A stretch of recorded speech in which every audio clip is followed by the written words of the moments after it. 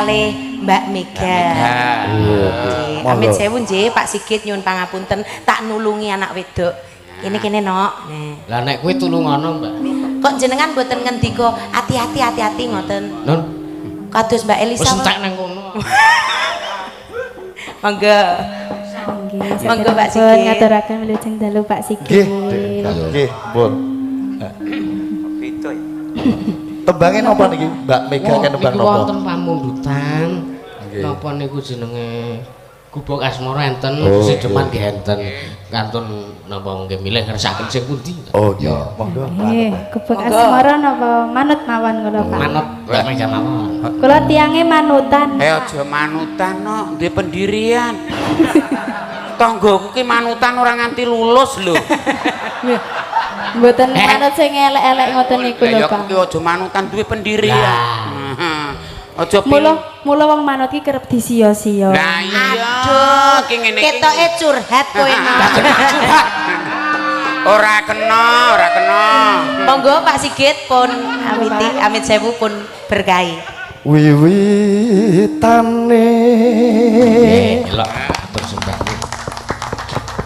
Lah niku nggih napa niku nyonto sulukane Pak Sigit. Wah, bandem marem sulukane Pak Sigit. Nek bawa mboten saged sak isone Mas ya. Wah sampe mawon kula niku. Anderek sang peke. Menika karya Mbah Sukron Suwanda. Nggih, karya Mbah Sukron Suwanda.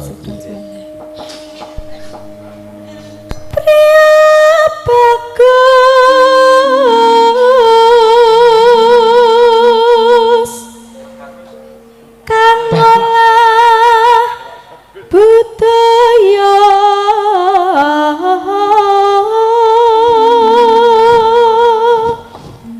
sowan menyang kutha gedhe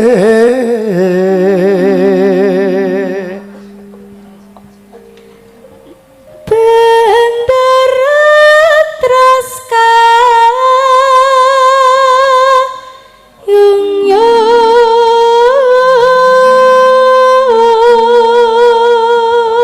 tasih sekolah niki Dik. tasih sekolah pinten? kelas kalih SMP. Mboten Pak menika nembe nyinden dari. Oh iya. Jangan mriki to, Mbah. Ketoke selalu ada pembelaan toh. Wong sing ditikoni kene kok lho. Mboten menika nembe nyinden. Ya Mek ya. Selendang kuning Rasa wedi. kang saking ukir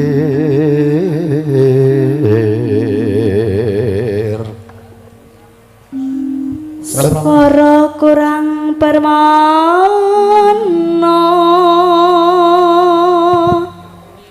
ning wasesa ngro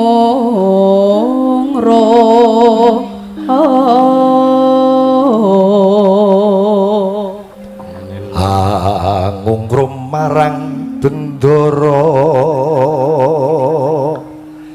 Dyah Sulistya pijer ngincangake alis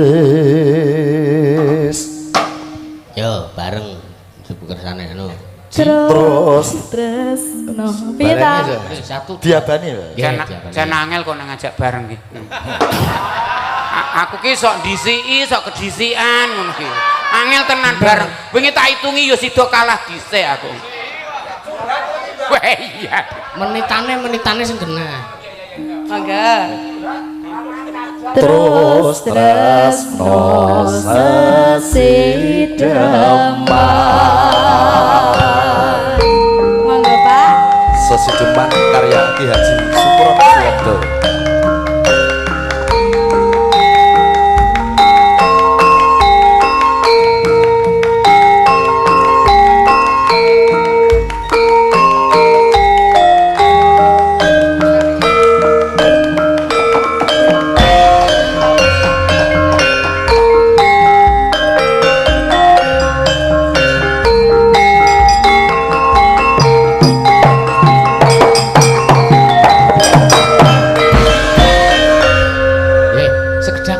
ada pengumuman. Nun sewu niki enten pengumuman. Nun sewu kagem sedaya kemawon mbok bilih mangertos putra kakung umuripun kirang langkungipun 9 tahun utawa SD kelas 3 kasuwun menghubungi panitia. Biasanipun menawi ngantuk tilem sak nggon-nggon awet kawigatosanipun ngaturaken matur sembah. Anakmu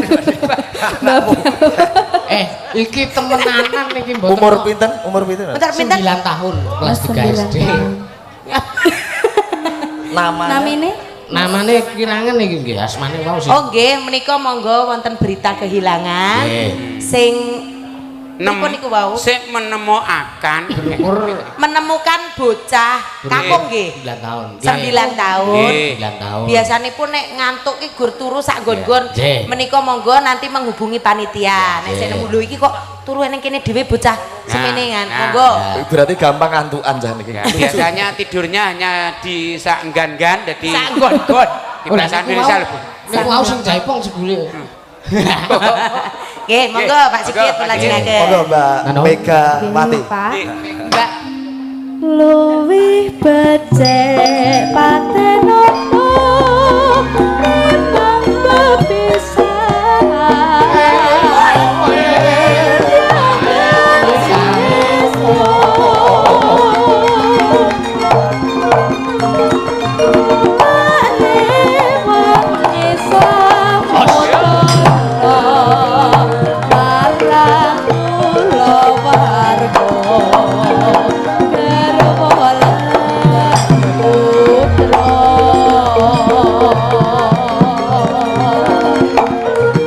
Lewatin cangking alismu Puroso anglada Rasane hatiku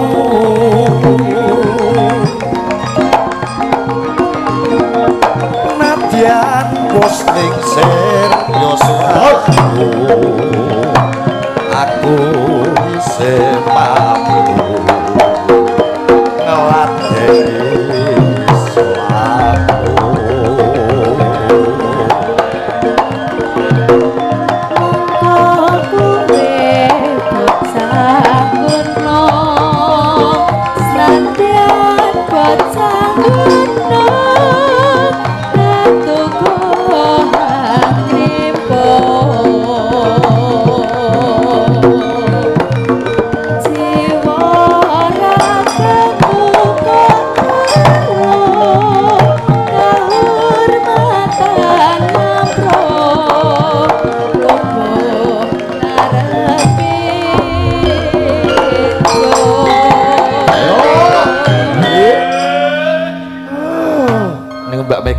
luar biasa.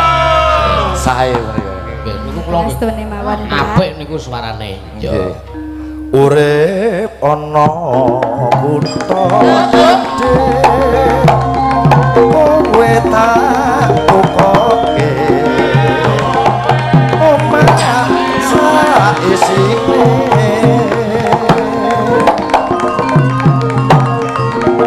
Kowe apa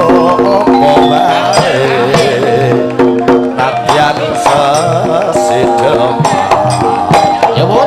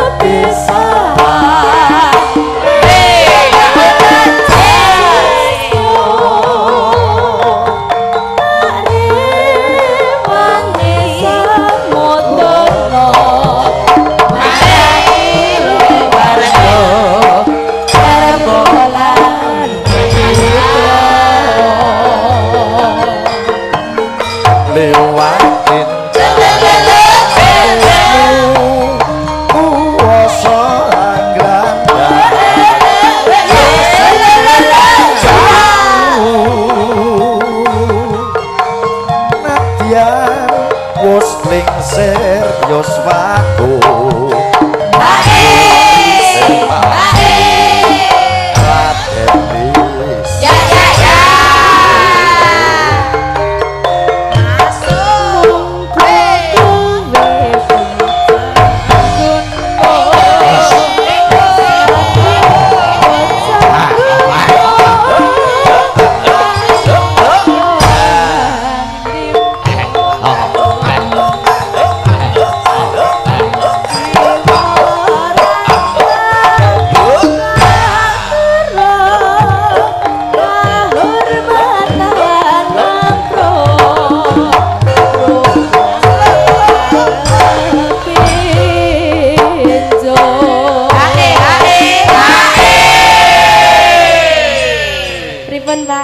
sekeco.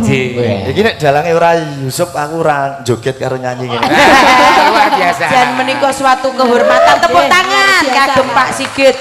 Piyayine dalang kondang misuwur. Walah mboten enten kondang-kondangan padha mawon iki wae. Ampun ngoten lho tetep merendah to Pak piyayine. Kuwi nek piyayiku.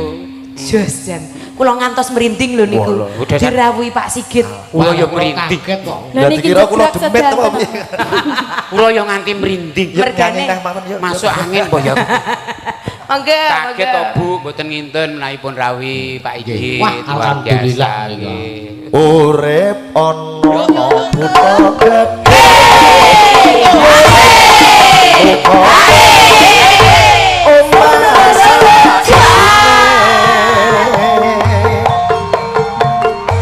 Kowe apa wae saja sesedemah mesti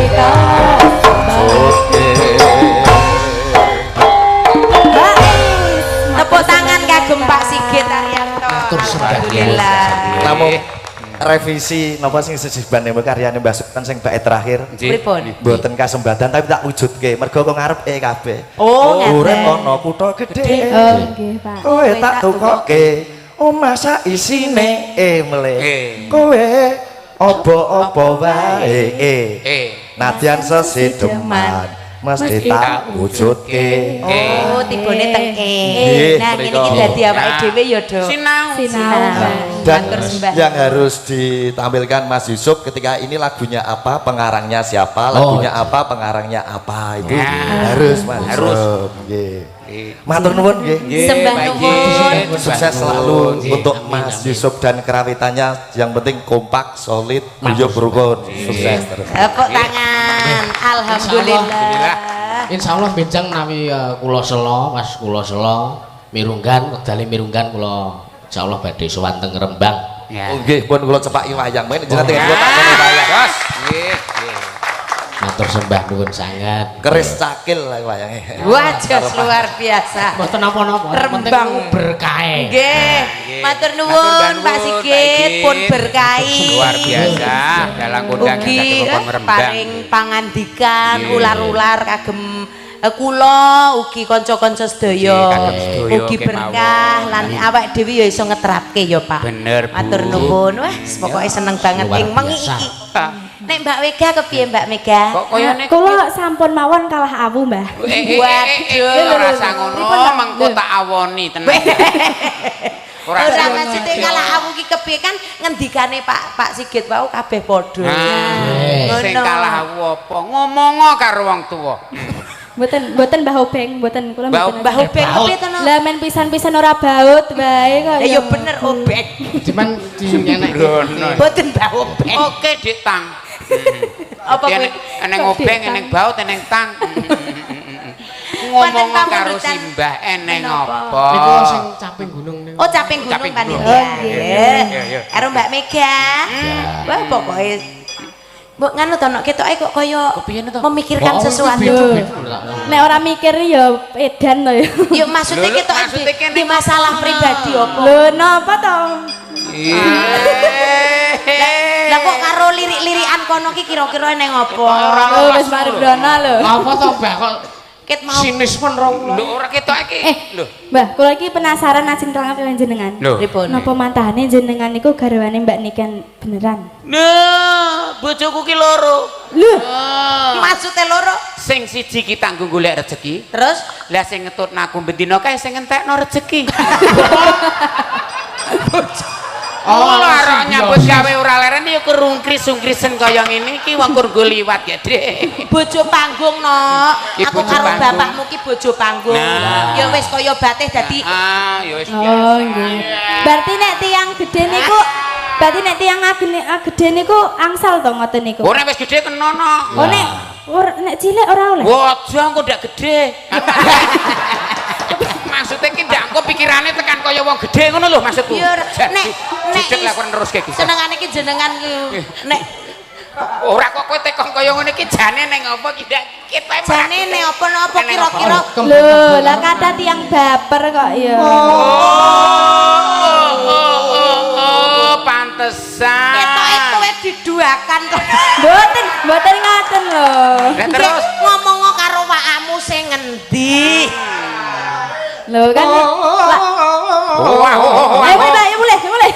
Aku ki ya iso suluk anune. kepiye kepiye Oh, ye. Pelecehan.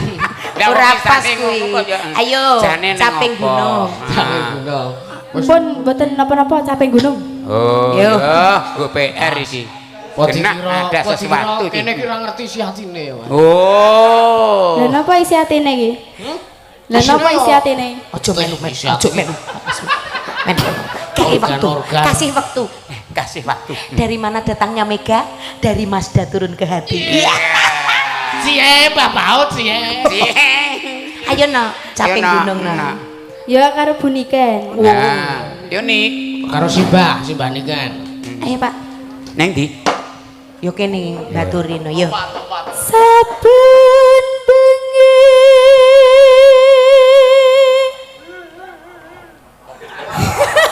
kok kono kuwi malah nangis Ketok banget neneng tangisan beban. iki. Nyawa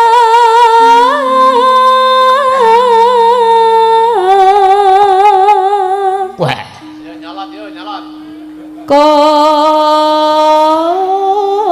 Kona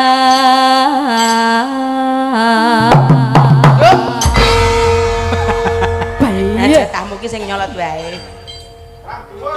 Hah? tahu geduren niku cemantel teng pengeret sepinten cobi Dadi dhuwur ki engko sirah isik. Nah. Mulih kanggo sirah. yen memajang Waduh. iya Anyar enggak. majang Besok pindonan main kacek. hamung karo janong kuning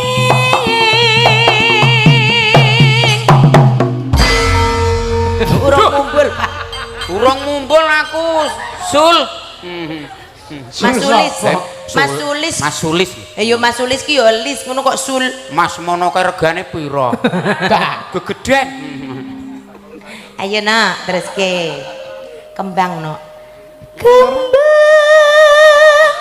bayi watu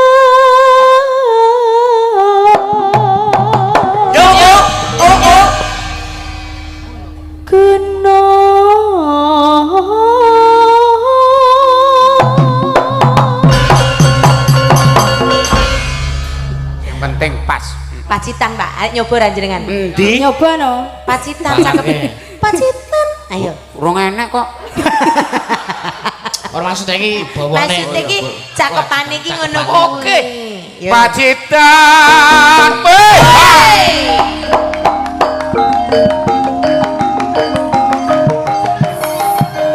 terus ki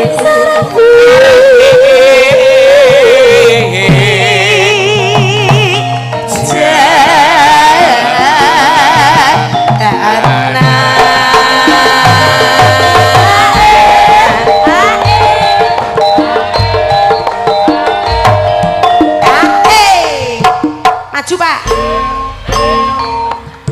iki ngiwo. Terus nengen. Goyang Thailand. Goyang apa, Nak? Thailand. Wah, iki goyang Pargio. Margoy. Goyang cah saiki iki sing rada ngene. Rada meneh duk jeduk. Nah, duk jeduk. Iki boyoke rada ngene. Duk jeduk. Dimainke. Wah, lah ketepadaan oleh dek munyuk aku. Itu ora main dimainke lho kok nanti main tenan bahaya kita kendane. Aja wani-wani karo wakamu, no.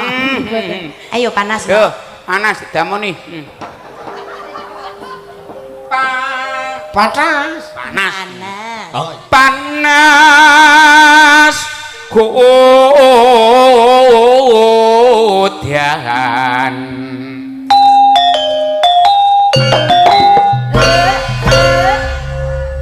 Panas sudah. Udan panas. Haleng-haleng. Gedek. Caping gunung. Sing penting yo sasae ora kudu caping ngono. Iya. Amoh. Caping gunung.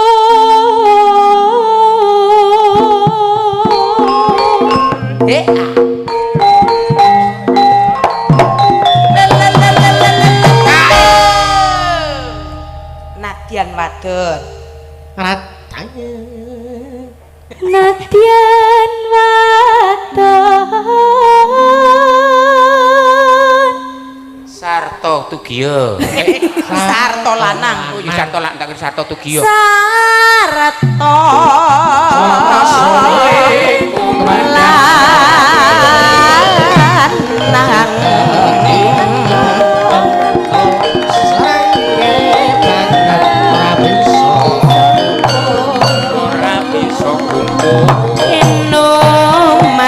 Banyu bening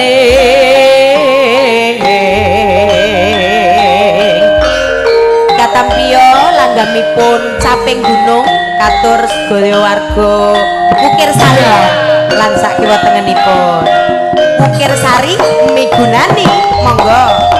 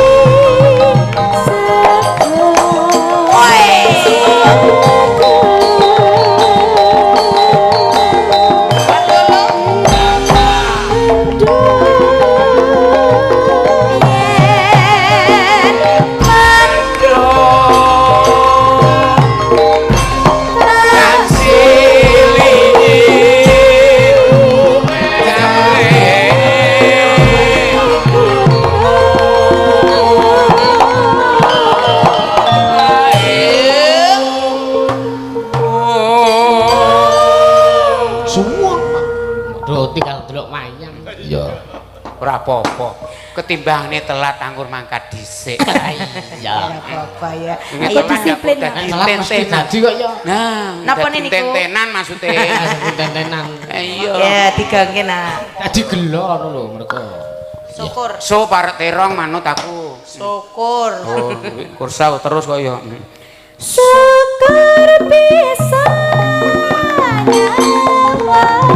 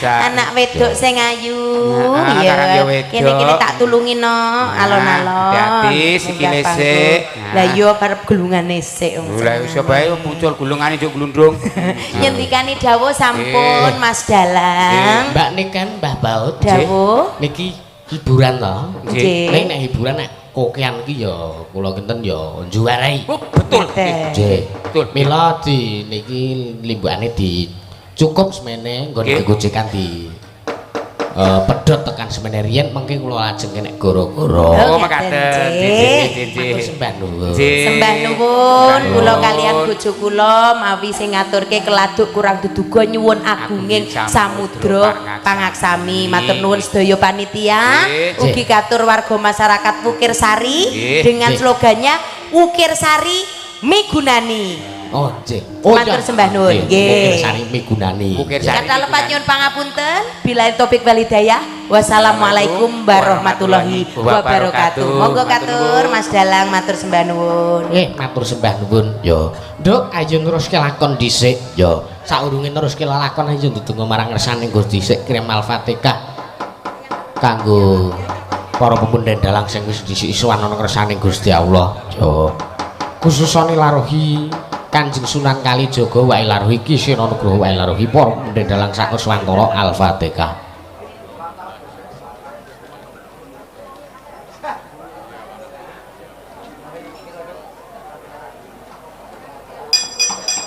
Matur sembah nuwun ya Ayo diteruske mengko nek gara-gara. Ya. Baleni mik. Iya. Wong tertib ngono kuwi. Ya iya. Heeh dinehke operatore. Oh iya iya. Sorote pantam sumula amedangi sroning pasarean nganane watana remu-remu sang brahmana